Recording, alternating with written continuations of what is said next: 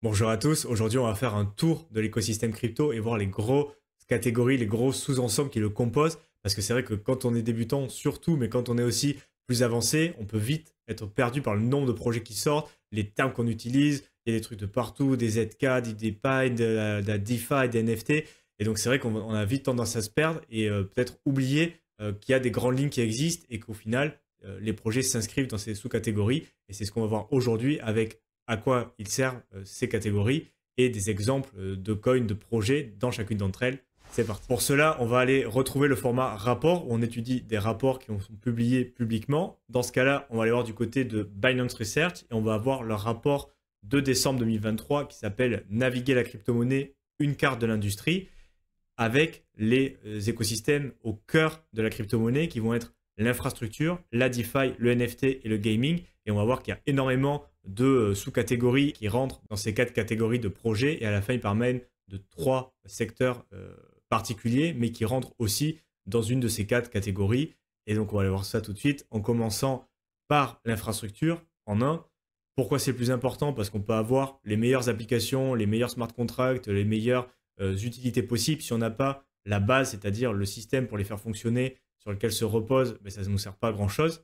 Là, on peut évoquer le fameux trilemme de la blockchain, décentralisation, scalabilité et sécurité, où ce sont les 3 points qui sont difficiles à avoir en même temps. Et donc, il y a énormément de travail qui est fait pour améliorer ces 3 aspects. Encore une fois, décentralisation, scalabilité et sécurité. C'est vraiment ce qui est le plus important pour qu'une blockchain serve vraiment son rôle de blockchain. Sinon, si on n'a pas la décentralisation, ben, autant passer par une base de données classique. Si on n'a pas la sécurité, ben, ça ne nous sert pas à grand-chose. Et si on n'a pas la scalabilité, ça veut dire que le projet va être freiné dans son adoption, dans son développement. Il va y avoir des congestions sur le réseau, des frais de transaction beaucoup plus importants. Donc c'est vraiment 3 points importants au moment d'aborder le point de l'infrastructure blockchain. Donc au niveau de l'infrastructure, Binance a identifié 5 domaines clés d'innovation. Premièrement, la scalabilité et l'équité. Comme les Layer 1 sont de plus en plus adoptés, il y a beaucoup de projets qui travaillent pour que ce soit encore plus scalable, de plus en plus rapide et plus efficace au niveau notamment des frais. En faisant par exemple du batching, on nous dit de transactions off-chain. Donc là, on peut avoir par exemple l'apparition des Layer 2, l'apparition des Layer 3 maintenant, et une distribution plus équitable aussi de la MEV, la Maximum Extractable Value, et améliorer aussi la répartition des frais de transaction, notamment par Ethereum, et éviter les attaques sandwich par exemple, dont on a déjà parlé dans d'autres vidéos. Après, on nous parle de la possibilité d'utiliser les données et les outils qui vont avec. C'est vrai que la blockchain génère énormément d'informations et il faut bien sûr que les développeurs y aient accès le plus facilement possible et puissent les classer, puissent avoir accès facilement à ces informations pour développer d'autres projets, des applications avec les informations qui viennent de cette blockchain. Donc, c'est aussi une ère de développement. Sécurité, privacité, on en parle beaucoup sur la chaîne, mais bien évidemment, il y a des projets, il y a des gens qui travaillent pour améliorer la protection contre les hacks, contre l'utilisation, contre notre volonté des données, contre le tracking, contre plein de choses. Donc, c'est un domaine de recherche très important aussi. Ensuite, on a les réseaux cloud, donc ce qui va être à la base de tout ce qui sera demain le Web 3, qui est encore un peu balbutiant aujourd'hui, mais qui va se développer bien évidemment dans le futur. Donc là, on parle de tout ce qui va être accès à base de données décentralisée, puissance de calcul décentralisée, le DePIN qui est très à la mode en ce moment, ça rentre clairement là-dedans. Donc ça va être tout ce qui va être infrastructures décentralisées qui vont rendre des services aux utilisateurs des blockchains.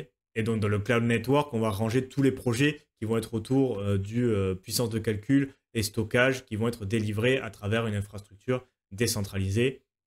Et finalement, la connectivité, donc les Layer 1, on sait très bien que pour l'instant, elles ne sont pas complètement et de manière très facile interopérables.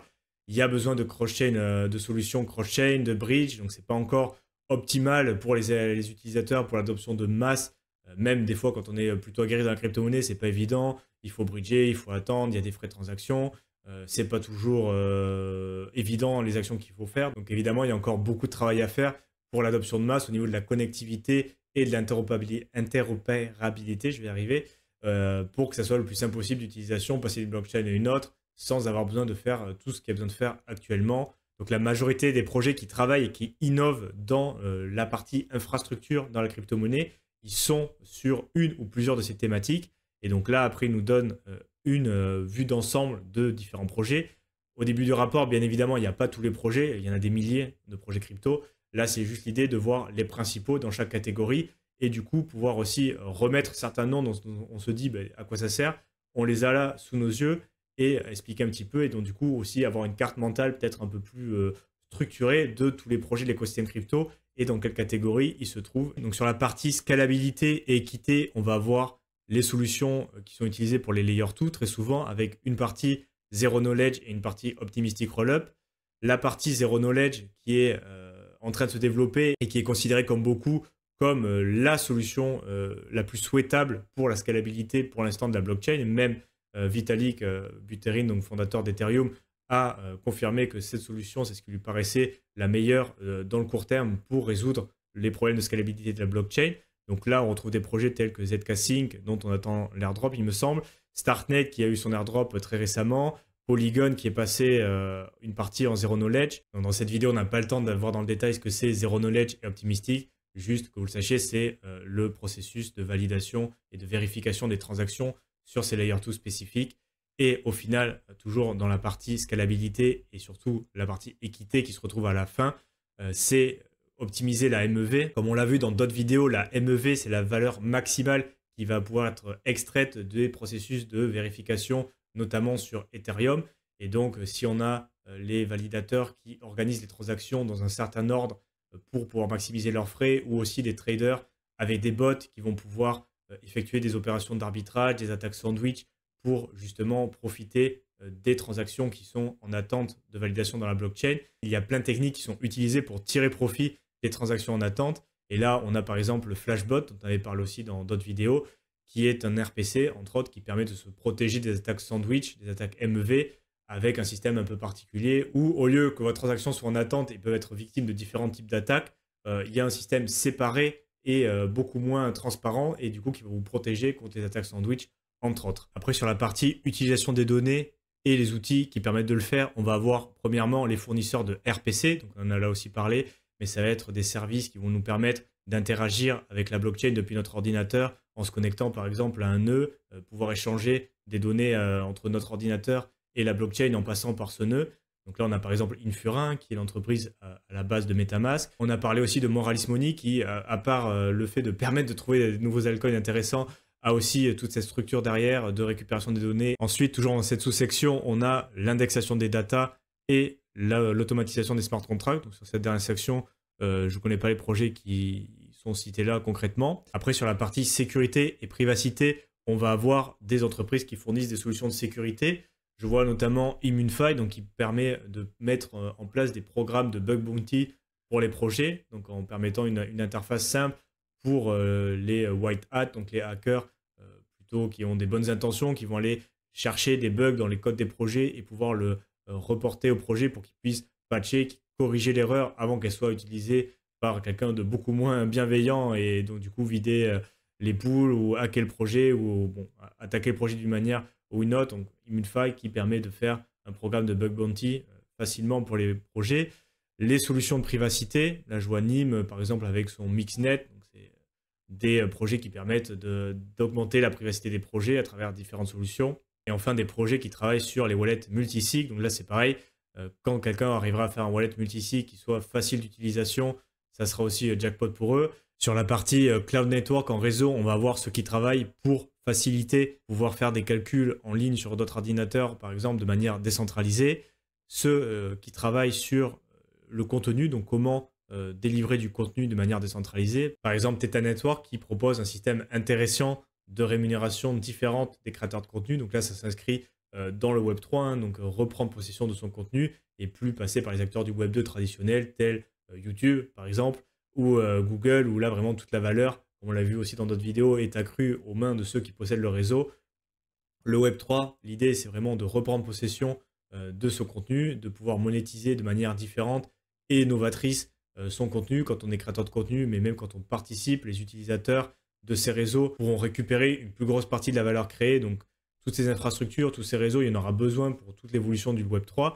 Et finalement, bien sûr, le stockage de tout ça, de toutes ces données qu'on va avoir de manière décentralisée, il faudra bien les stocker quelque part aussi. Et là, par exemple, on voit Filecoin, donc, qui est le projet phare dans le stockage décentralisé. Et finalement, la connectivité avec ceux qui travaillent sur des bridges cross-chain, donc pouvoir passer facilement d'une blockchain à une autre. les oracles pour avoir des données de tout ça, du monde réel vers la blockchain, mais aussi entre blockchains pour pouvoir se communiquer de manière efficace. Et finalement, les réseaux sans fil, mais là, c'est quand même quelque chose qui est un peu moins développé. Après, je vous mettrai le lien du rapport, bien évidemment, dans la description si vous voulez rentrer plus dans le détail des projets. Là, je vous ai parlé des projets que je connaissais moins personnellement parce que je les ai vus passer, pas forcément dans le détail, mais je sais au moins dans quoi ils travaillent. Mais vous avez le détail de tous les projets, tous les logos qui sont là, en une ligne, à quoi ils servent, sur quoi ils travaillent. Donc si ça vous intéresse, n'hésitez pas à aller jeter un coup d'œil, mais pour que la vidéo fasse pas 1 h 30, on va passer directement à la partie 2, donc sur la DeFi, donc qui est quand même aussi une grosse partie et un des gros cas d'usage de la crypto-monnaie, avec dans ce cas-là 4 aires clés de développement. Premièrement, l'émission, on appelait ça, avec l'apparition de produits plus complexes, plus structurés, les synthétiques, les options ou des produits structurés. Donc des nouveaux types de produits qui arrivent dans la DeFi, la finance décentralisée, la liquidité, bien évidemment, le trading, avec l'apparition de la possibilité de trader des produits financiers différents et toujours plus nombreux sur des DEX, et finalement le risk management, la gestion du risque, très important quand on fait de la DeFi, parce que souvent il n'y a aucun garde-fou, donc il faut faire attention, et il y a des projets qui se spécialisent bien évidemment sur ça, éviter les hacks, les scams, mais aussi les risques techniques quand on utilise des protocoles de DeFi. Très souvent, on utilise des smart contracts, des contrats intelligents, donc basés sur du code. Et donc, il faut s'assurer que techniquement, le code tienne la route et qu'on ne puisse pas l'exploiter d'une manière ou d'une autre. Donc, sur la partie émission, on va voir premièrement les projets qui se concentrent sur les assets, les actifs plutôt synthétiques. Donc, dans ce cas-là, c'est répliquer les performances, répliquer le prix d'un actif. Par exemple, ça peut être des actions, ça peut être des commodités, ça peut être des crypto-monnaies, sans avoir besoin de la détenir. Donc, ça permet de s'exposer à certains actifs sans avoir besoin de le détenir. C'est des contrats à terme, c'est les contrats dérivés. Ces choses-là, ça rentre dans cette catégorie-là. Et les produits structurés, où là, c'est un peu pareil. On va faire des produits synthétiques, on va avoir des mélanges de produits qui vont être vendus.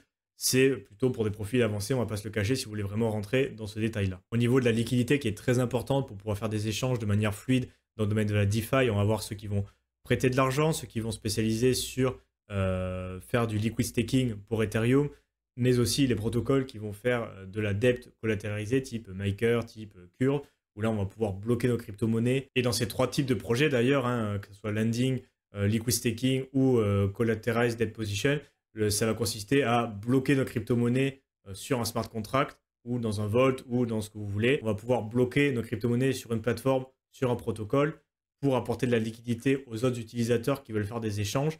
Et nous, on va pouvoir toucher un frais. Alors, il y a plein de manières différentes de le faire, mais dans tous les cas, c'est toujours comme ça. On bloque nos cryptos. Ces cryptos sont utilisés pour la liquidité du protocole de la plateforme. Et nous, on reçoit un frais sur les échanges qui sont effectués, moins souvent ce que prend normalement la plateforme ou le protocole. Dans la partie trading, on va voir bien évidemment les DEX, les plateformes décentralisées pour échanger nos cryptos. Curve, PancakeSwap, Uniswap, OneInch. Bon, ils n'y sont pas tous les projets, mais vous aurez compris. Après, les marchés de prédiction, les dérivatives, là, c'est quand même quelque chose de plus de niche par rapport au DEX. Sur la partie gestion du risque, on va avoir toute la partie assurance, parce que oui, ça existe. Il y a des entreprises qui proposent des assurances décentralisées pour les fonds. Et après, dans la gestion du risque, bien évidemment, l'analyse et la sécurité, avec par exemple Certic, toutes les entreprises d'audit qui vont pouvoir regarder le code d'un projet pour voir s'il y a des bugs, avec souvent, si vous regardez les rapports de bugs, quelque chose de très préoccupant, des choses moyennes, des petites choses à corriger. Mais il y a des entreprises qui sont spécialisées dans étudier si le code du contrat est sûr. Là, pareil, pour chaque catégorie, les projets qui sont cités, on nous explique un peu ce que c'est. Donc, je vous laisse regarder, toujours pareil, si ça vous intéresse. Et on va passer maintenant au NFT. Rapidement, les 3 domaines clés d'innovation, ça va être les marketplaces, donc les lieux où on va pouvoir échanger, vendre ces NFT. La financialisation de ces NFT, donc une fois qu'on les a, qu'est-ce qu'on peut en faire? Est-ce qu'on peut les utiliser dans des protocoles de lending? Est-ce qu'on va pouvoir faire des produits dérivés? Est-ce qu'on va aussi avoir la fractionnalisation, le fameux ERC-404, ou certains projets qui existent depuis plus longtemps où on va bloquer les actifs dans un vault, recevoir des parts. Bon. Et c'est vrai qu'il y a besoin d'apporter de la liquidité à tout ce marché des NFT, les real world assets, donc tokenisation d'actifs du monde réel, quand on aura des applications qui rendront beaucoup plus facile de fragmenter ces NFT, d'en mettre en staking une partie, en prêter, en vendre peut-être une seule partie. il y a des opportunités qui se créeront autour de tout ça, donc aussi affaire à suivre. Et au final, les entreprises qui se concentrent sur les services apportés aux projets ou aux détenteurs d'ailleurs de ces NFT. Donc sur la partie marketplace, place de marché, là on va pouvoir acheter nos NFT. On va avoir ceux qui sont plutôt ouvertes, on va pouvoir lister ce qu'on veut, des choses un peu plus raffinées, de luxe, ça va être beaucoup plus regardé ce qui est listé, les curated marketplace, et finalement les agrégateurs, où on va pouvoir, comme sur les DEX d'ailleurs, rechercher des opportunités sur plusieurs plateformes, en même temps au même endroit, à travers le service que propose l'agrégateur. Après, sur la partie financiarisation, on va avoir le prêt, la fractionnalisation. Il n'y a pas encore le RC44, donc ils n'en parlent pas dans ce rapport. Le achète maintenant, paye après, les dérivatives, les options, les locations de NFT. Donc vraiment, c'est pas quelque chose qui est très connu, je pense. C'est quelque chose, pour ma part, c'est mon avis personnel, mais on a eu cette hausse des NFT qui est arrivée. Et après, quand c'est retombé comme un soufflet, que ça valait plus rien, je pense que les gens ont arrêté de s'y intéresser. Moi, j'ai fait plusieurs vidéos qui n'ont pas très bien marché, donc c'est mon expérience personnelle et empirique de la chose. Mais il y a des innovations qui sont en train de se faire et il y a surtout des opportunités qui se créeront, notamment avec les RWA, les Real World Assets, où on va avoir une tokenisation de plus en plus importante des actifs du monde réel sur la blockchain. Et quand on aura résolu des solutions qui ont été testées et qui marchent vraiment fluides pour l'utilisateur, d'apporter de la liquidité à travers les NFT, on aura vraiment atteint un autre niveau avec des choses intéressantes. Donc, c'est bien de connaître les projets qui y travaillent, de les suivre aussi. Donc, les projets du rapport, ils sont cités en dessous. Bien évidemment, il y a des niches,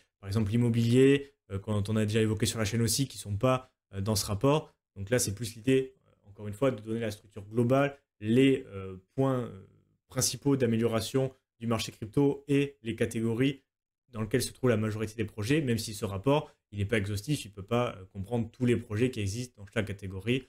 Juste un petit point de détail, mais je voulais quand même le faire. Et enfin, dernière grosse catégorie, qui je pense est un des narratifs majeurs pour ce bull run, le gaming. Donc, bien évidemment, on en a eu un avant-goût au dernier cycle avec les Play to Earn, les Axis Infinity, les choses comme ça, avec des jeux pas forcément fun à jouer, on va pas se le cacher, mais bien évidemment, ça continue de se développer. Il y a des choses très intéressantes qui arrivent dans ce domaine-là. Mais dans le futur, on aura beaucoup plus d'opportunités, notamment liées avec ce qu'on a vu sur les NFT, les innovations qui arrivent, parce que crypto gaming, évidemment, il y a du NFT qui rentre en jeu, en plus de crypto-monnaie normales. Donc, on va avoir une évolution plus importante avec un système beaucoup plus complexe peut-être, mais aussi avec des opportunités plus intéressantes et une expérience qui sera quand même bien meilleure que ce qu'on a eu jusqu'à présent. Ici, les 4 heures de développement, ça va être premièrement le jeu en lui-même, comment on fait pour créer un jeu qui intègre de la crypto-monnaie et où l'économie n'impacte pas le joueur de manière négative ou qu'il ne soit pas soutenable sur le long terme.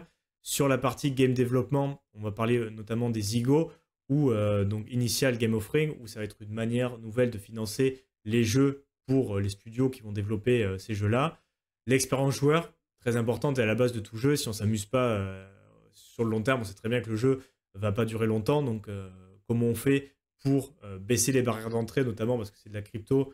Les gamers, ça existe, même si ça marchait de niche, il y en a beaucoup, mais comment on fait pour mélanger un peu ces deux niches, non, crypto et gaming, et que ça soit fun et que l'expérience, au final, de jouer le jeu soit intéressante, parce que sinon, ça nous donne des jeux comme Axis où c'est pas forcément fun de jouer, et au final, ça ressemble plus à une corvée qu'autre chose, et finalement, l'analytique, donc comment on fait pour récupérer les données et les améliorer, ces jeux qu'on va créer dans le futur. Donc les catégories dans le détail, sur la partie jeu, on va avoir une partie métaverse, donc terme qui a fait beaucoup parler de lui, qui s'est un peu calmé, mais qui continue de se développer. Donc là, c'est tout le monde cherche un peu le produit qui sera adopté massivement. La partie Play to Earn, donc là, on va avoir des studios qui vont chercher à développer des jeux qui, comme on l'a dit, allient crypto-monnaie et gaming traditionnel, avec une expérience qui soit la plus fun possible et la plus intéressante pour le joueur, avec le modèle d'Axie qui constituerait peut-être la première vague de ces Play to Earn, et des studios qui vont proposer des jeux plus avancés, dits triple A, avec des jeux avec des open world, des possibilités de jouer beaucoup plus avancées, avec des personnalisations peut-être pour le joueur. Là, je vois qu'il y a Illuvium, donc voilà, il y a plusieurs gros projets, gros studios qui travaillent sur un jeu vidéo digne de ce nom qui intègre de la crypto à travers un mécanisme de Play to Earn. Sur la partie développement de jeux, les studios, les kits d'outils pour développer ces jeux, parce que bien évidemment, développer des jeux sur la blockchain qui intègrent de la crypto, ça demande des connaissances, des outils particuliers. Et les launchpads pour la financiation de ces studios, de ces outils, pour pouvoir financer son jeu en avance à travers les mécanismes de levée de fonds propres à la crypto, bon, comme les ICO. Dans les jeux, ça s'appelle les IGO, Initial Game Offering. On va pouvoir acheter le token du jeu en avance et financer par la même occasion les développeurs par la suite. Au niveau de l'expérience joueur, on a déjà évoqué brièvement dans quelques interviews, notamment avec Thibaut, les Gaming Guilds. Donc là, il y a des projets qui travaillent là-dessus. Si vous êtes un peu fan de jeux vidéo, si vous aimez tout ça, il y aura des opportunités de fou à faire là-dessus. On va pouvoir créer des guildes avec les joueurs qui vont farmer des tokens. On va pouvoir louer d'autres équipements, louer des quêtes, louer des missions, louer des terrains à d'autres équipes et avoir des sources de revenus différentes en jouant aux jeux vidéo à travers ces guildes de gaming, donc ces réunions de joueurs qui vont pouvoir s'organiser de manière différente avec des plus en plus de possibilités de monétiser leurs activités dans le jeu. Donc, ce sera quand même intéressant. Et après, les marketplaces pour acheter et vendre ces objets. Donc, à travers ces 4 cœurs de l'écosystème crypto que sont l'infrastructure, la DeFi, les NFT et le gaming, on a vraiment touché la grosse majorité des projets qui s'incluent dans une des lignes qu'on a vues dans tout cela. Donc, bien évidemment, par exemple, dans l'infrastructure, on a vu qu'il y a énormément de choses qui sont en train de se faire, que ce soit sur la partie sécurité, sur la partie scalabilité. Il y a beaucoup de projets qui travaillent là-dessus. Pareil, dans chaque catégorie qu'on a vue, la DeFi aussi, c'est en plein, ça continue de se développer. Il y a plein d'opportunités qui vont se créer. Donc l'idée derrière tout ça, c'est pouvoir structurer notre compréhension de l'écosystème crypto et arrêter de voir ça comme un projet par-ci, un projet par-là. Pourquoi celui-là il pump et pourquoi pas celui-là alors qu'il est juste avant dans le market cap. Mais c'est vraiment comprendre qu'il y a peut-être une tendance de fond sur une catégorie. Par exemple, une catégorie ou une sous-catégorie est en train de prendre de l'ampleur au niveau schéma narratif. Par exemple, le gaming, s'il y a un premier jeu, imaginons AAA qui fonctionne très bien, il va peut-être avoir un autre jeu qui va sortir et du coup un engouement. Et du coup, voir que les projets qui sont liés autour de ce type de jeu vont peut-être augmenter parce qu'ils se trouvent dans le bon schéma narratif, parce qu'il y a de l'engouement pour ce projet. Donc du coup, ça explique qu'un projet d'infrastructure autour du gaming monte aussi dès qu'on a des gros jeux qui sortent. Pareil sur l'infrastructure. En ce moment, il y a une grosse ébullition autour des roll-ups, des airdrops, tout ce qui est ZK. Donc forcément, dès qu'il y a un projet plutôt qui fait un gros airdrop, il y a peut-être de l'engouement autour des autres projets qui vont faire un airdrop tout simplement parce qu'ils ont balancé beaucoup d'argent. Donc c'est peut-être pour ça qu'il y a un engouement autour des autres projets. Donc à chaque fois, voilà, il faut comprendre la niche du projet, dans quoi il s'inscrit, dans quoi il travaille, quelles sont les opportunités, quels sont les risques. Mais dans tous les cas, chaque projet rentre dans une catégorie, une sous-catégorie, une niche plus globale dans l'écosystème crypto. Et c'est important de comprendre ça au moment d'étudier les projets aussi. La vidéo est malheureusement trop longue pour parler, je pense, de tout ce qui est DeepMind, les bitcoins ordinals. Dites-moi en commentaire si c'est un format qui vous a plu, si vous avez d'autres thèmes que vous voulez voir dans ce qu'on a vu, s'il y a des projets qui vous auraient manqué, que vous souhaitez partager, n'hésitez pas aussi à le mettre en commentaire encore une fois. Si la vidéo vous a plu, n'hésitez pas à vous abonner à la chaîne, mettre un petit pouce bleu et je vous mets en description comme d'habitude, premièrement, le lien du rapport et aussi mon guide offert pour bien débuter dans la crypto-monnaie. C'est tout pour aujourd'hui. À très bientôt.